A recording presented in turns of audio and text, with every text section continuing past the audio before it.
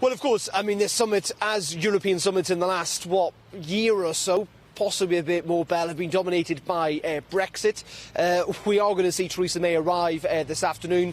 Brexit is the first real issue on the agenda, but we're not expecting any real fundamental decision today, not least of all because the Commission and the Council have complained that the letter they received from the British Prime Minister yesterday came way too late for them to make a decision. But ultimately, politically, they are waiting for this third meaningful vote in Westminster.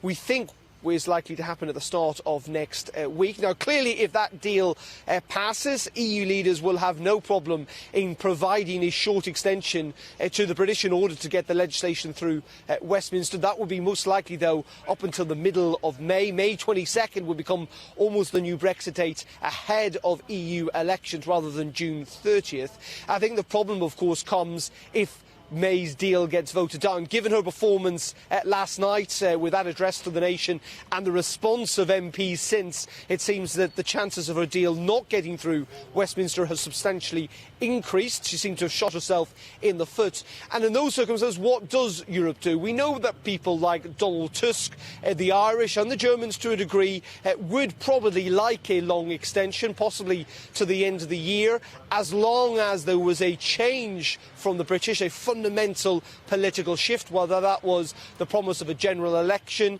potentially a customs union or an EEA-style deal, or indeed a second referendum. But that is not to assume that everyone is on board. Of course, the French have not been particularly happy with this process thus far, and there are many other EU countries that essentially want to see Brexit go away.